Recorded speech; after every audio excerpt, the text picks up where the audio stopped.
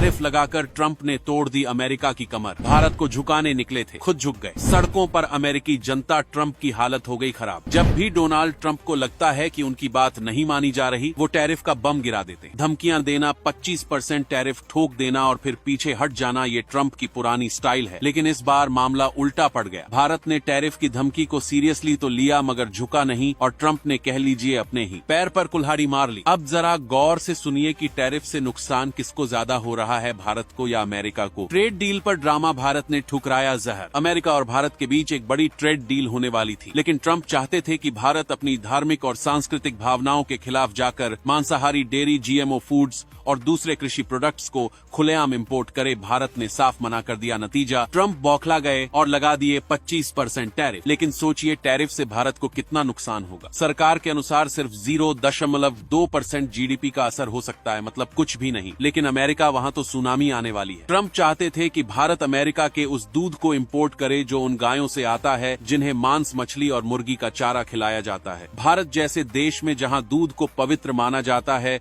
वहां इस जहर को बेचने की कोशिश मूर्खता है।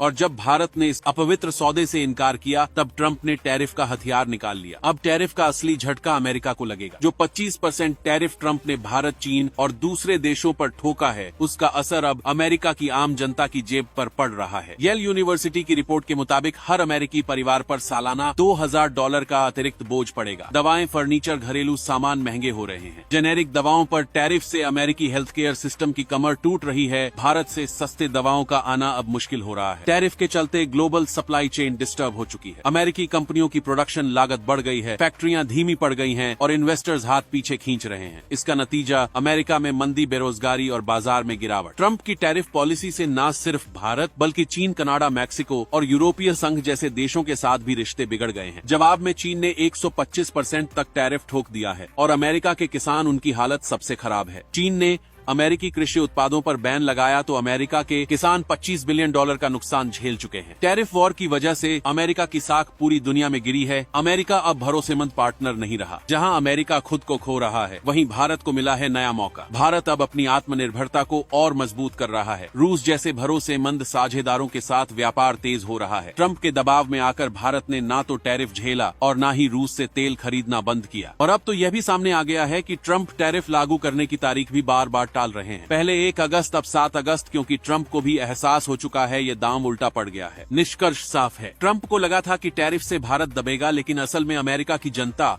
वहां के व्यापारी, किसान और कंपनियां पिस रहे हैं। महंगाई बढ़ रही है, दवाएं महंगी हो रही हैं, बेरोजगारी आने वाली है और ग्लोबल साख रसातल में जा रही है। भारत तो अब आत्मनिर्भर बनने की राह पर और तेजी से आगे बढ़ रहा है। ट्रंप ने सोचा था वो भारत को नीचा दिखा देंगे, लेकिन अब वो खुद पूरी दुनिया के सामने मजाक बनते जा रहे हैं। और अब सवाल आपसे, क्या ट्रंप अपना फैसला पलटेंगे या अमेरिका की तबाही का तमाशा ऐसे ही चलता रहेगा? अपनी राय कॉमेंट सेक्शन में जरूर